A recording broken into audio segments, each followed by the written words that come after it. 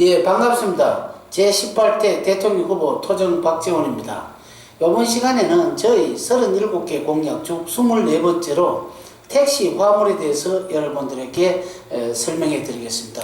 자, 공약을 보시기 전에 칠판을 보십시오. 24번째 공약 택시 화물인데요. 택시와 화물을 합한 거죠. 네. 우리 합성을 해서 합성 시 기본 요금을 조정할 겁니다. 그 다음에 가정용 가공을 농수산물에서 할 건데 이것을 택시 화물이 식당까지 배달하는 역할을 할 수 있게 할 겁니다. 그 다음에 택시 화물을 방향을 표준화해서 주기별로 변경을 해서 약 일주일 정도 변경을 해서 방향을 오늘은 동쪽을 안 그러면 내일은 서쪽 이렇게 방향을 바꿔가면서 서로가 불이익이 없도록 할 것입니다. 그 다음에 영세 운영자를 탈피를 하고 그 다음에 각 지역 물류창고에 택시가 화물을 싣고 식당 배달하도록 하겠습니다. 그 다음에 그 순번제로 이것을 하기 때문에 아주 적절하게 운영을 하도록 하겠습니다. 자, 그러면 여러분들이 의문점 나는 것을 질문을 통해서 더 세밀하게 말씀드리겠습니다. 질문하십시오. 예, 선생님. 예. 택시와 화물을 각 지역 물류 창고라고 했는데 무슨 역할을 합니까? 이게 지금 뭐냐면요. 택시와 화물을 왜 같이 하느냐 하면요. 택시는 지금 우리나라 택시들이 약 한 20만에서 한 25만 정도 된답니다. 영업용 택시가요. 개인. 그래서 영업용 택시가 그렇게 됐을 때 이 택시들이 정말 기름값이 많이 올랐죠. 다 빼고 나면 한 달에 한 100만 원 정도 수입이 된답니다. 그럼 100만 원 수입은 요즘 치면 영세업자로 볼 수밖에 없죠. 굉장히 열악합니다. 그렇다면 손님이 없어도 택시가 안 달릴 수가 없죠. 기름은 들어가는데 굉장히 안타까움습니다. 그래서 제가 생각해낸 것이 전문 식당이라고 전문 이야기했죠. 그럼 전문 식당에서는 농어촌에서 2차 약간 손질을 해서 물건을 만든 다음에 식당에 가면 여러 가지 쓰레기 같은 게 많이 줄어들죠. 그래서 거기에 운반해주는 사람이 있어야 되지 않겠습니까? 그래서 영세의 택시가 이것을 영세성을 탈피하기 위해서 화물을 추가한 겁니다. 이건 무슨 뜻이냐 하면요. 택시가 우리 손님이 있든 없든 간에 며칠하고 쉬어야 되죠. 쉬어야 되는데 누가 돈 주는 거 없죠. 그리고 지금 택시가 너무 경쟁이 심하기 때문에 쉬지 않으면 서로가 먹고 힘들죠. 하루 쉰다면 어떻습니까? 다른 사람 돈 좀 더 벌겠죠. 그 시간에 자기는 가공대가 있는 농수산물을 가지고 식당에 배달해 준다면 박스로 되어 있기 때문에 사람 싣는 같이 할 수가 있죠. 그러면 어떤 분들이 이렇게 할 겁니다. 그럼 화물차는 어떻게 하느냐 이렇게 하죠.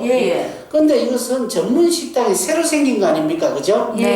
없는 화물을 나르는 거 아니겠어요? 그렇게 되면 나중에 택시 기사로서는 좀 부족하기 때문에 일반 화물도 좀 만약에 통닭집 하는 사람들 있죠? 장사가 안 됐을 경우 이것도 가능하기 때문에 예를 들어서 어떤 손번제를 하게 되면 충분하게 영세성을 탈피하고 택시 기사도 잘하면 100만 원 같으면 150 이상 안 그러면 200만 원 정도도 가능합니다. 왜 그러냐면은 한 번만 배달하지 않죠. 여러 번 하다 보면은 이외 수입이 생길 수가 있습니다. 그러면은 이틀 택시는 거의 이틀 일하고 하루 쉬잖아요. 그 쉬는 날 그렇게 활용을 해서 한다는 그 말씀입니까? 그렇죠. 일반 택시는 하루 종일 다녀야 되겠죠. 밤늦도록 다닙니다. 자, 그렇다면은 화물은 어떻습니까? 자기가 좀 피곤하면 좀 쉴 수도 있죠. 욕심나면 더 할 수도 있고 하기 때문에 어떤 면에서 쉰다는 것보다는 돈을 버는 시간이 되죠. 이때는 어떤 면에서 부부 동반해가 물건 실을 수도 있죠. 요즘 부부 운전 못하는 사람 누가 있습니까? 이렇게 됐을 때는 굉장히 효율적이라고 볼 수가 있죠. 그러니까 가족들하고 같이 협조해서 할 수 있다. 예, 할 수가 있습니다. 그래서 저는 그 택시를 한 몇 달 전에 타보고 택시 기사로부터 그런 안타까운 소리를 듣고 대선에 나가면 이건 틀림없이 관철을 해서 우리나라에서 그 전문 식당이 한 개 생김으로써 많은 사람들이 좋은 일이 많죠. 여성분들은 150만 정도 취업을 할 수가 있고 영양사 10만 명 취업을 할 수가 있고 또 택시 기사들이 또 이외 수입을 얻을 수 있고 또 가공 공장에서 이외 수입을 얻을 수 있고 좋죠? 네. 또 질문하십시오. 그리고 있잖아요. 저 합승시에 택시를 합승시에 기본요금 조절이라 했는데 거기에 대한 좀 이해가 잘 안 갑니다. 이해를 좀 시켜주시죠. 지금 택시 기본 요금이 2,200에서 2,800까지 아주 그 울산에서는 뭐 2,800이 다음 달인가 이렇게 적용된다는 말도 있습니다. 이거는 왜냐면은 지역마다 그 특성이 있기 때문에 그 조금 약간 자율적이 어느 정도 될 것 같아요. 그래서 이것은 어떠냐면은 합성을 지금 못하게 돼가 있죠. 합성을 못하게 되니까 빈 차가 굴러다니고 한 사람 타고 기름 딸죠. 그래서 합성을 하게 되면은 그 기본 요금도 조금 합성 시에는 낮추고, 그 다음에 그 혼자 탈 때는 기본적으로 그대로 받고, 그러면 합성하는 사람도 좋죠. 그래서 방향은 있죠. 방향을 그 일주일간 그 주기별로 뭐 예를 들어 이번에는 동쪽을 어느 쪽에 코스를 버스 가는 쪽 표준화해서 간다면은 그쪽에 무슨 뭐 표를 할 겁니다. 뭐 동쪽부터는 푸른색이라든지 뭐 서쪽은 흰색. 또 북쪽은 까만색, 남쪽은 빨간색 이런 마크를 새긴 다음에 오늘은 저 차는 남쪽으로만 가는구나. 그럼 같이 탈 수가 있죠. 그럼 서로가 좋지 않겠습니까? 또 질문하십시오. 잘 알겠습니다. 선생님 저기 식당 배달이라고 했는데 무엇을 배달한다는 얘기입니까? 여기는 택시가 그 식당에 전문 식당이라고 전문에 설명했죠.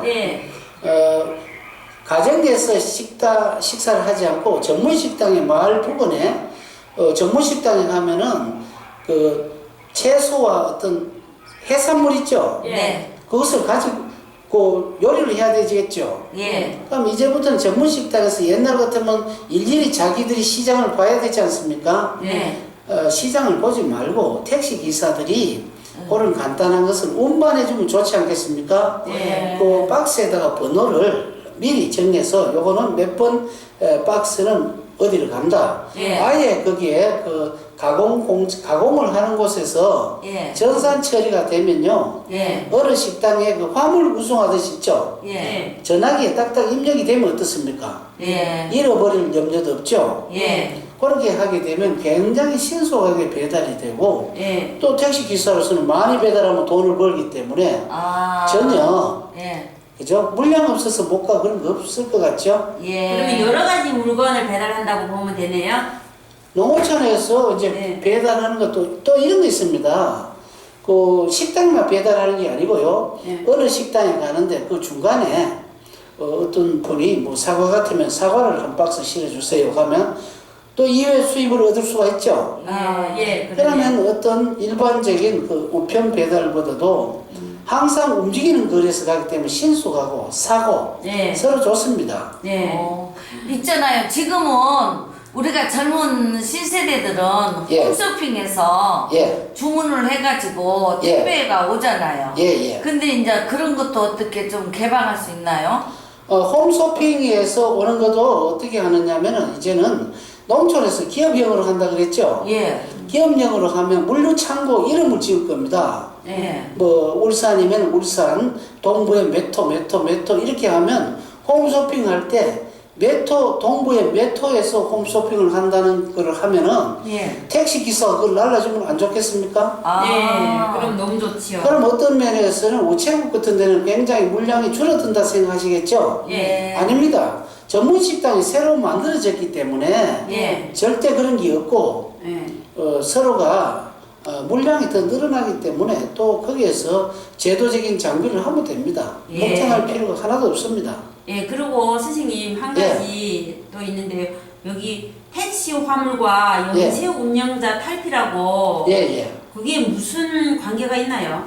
영세 운영자라는 것은 택시가 딱 100만 원 정도 수입이 있다 했죠? 네. 100만 원 정도 하기 때문에 조금 살기가 벅차지 않겠습니까? 네. 기름값은 자꾸 올라가 떨어질 기미는 없죠? 맞아요. 이럴 경우에 아까 화물과 동일시 하게 되면 해야 돼요. 잘하면은 2배의 수익을 올릴 수가 있죠? 네, 맞네요. 예. 그렇게 되면 어떻습니까? 2배의 수익을 올리게 되면 또 분여자가 같이 하면은 그 분여자는 다른 데 취업을 안 하면 또 취업하는 사람은 그만큼 경쟁력이 줄어들죠. 네. 그래서 영세, 그러니까 아주 수입이 적은 데부터 거기서 탈출하는 거죠. 네. 수익거리를 일부러 만드는 겁니다. 네. 그럼 영세민들 들으면은 너무너무 좋은 소식이라고 좋아하시겠어요? 이것은 나라에서 세금을 그 어떤 351조 중에서 손을 전혀 대지 않고 오히려 이것은 만세로 불러야 되겠죠. 아무도 손에 하나도 안 봅니다. 그럼 이렇게 차 같은 데 더 필요할 수도 있죠. 그럼 현대 자동차 같은 기아라든지 뭐 어떤 여러 가지 자동차도 많이 안 팔리겠어요? 서로가 다 좋습니다. 아무도 손해 보지 않습니다. 네. 서민에 대한 깊은 생각이 너무너무 감사합니다. 예, 감사합니다.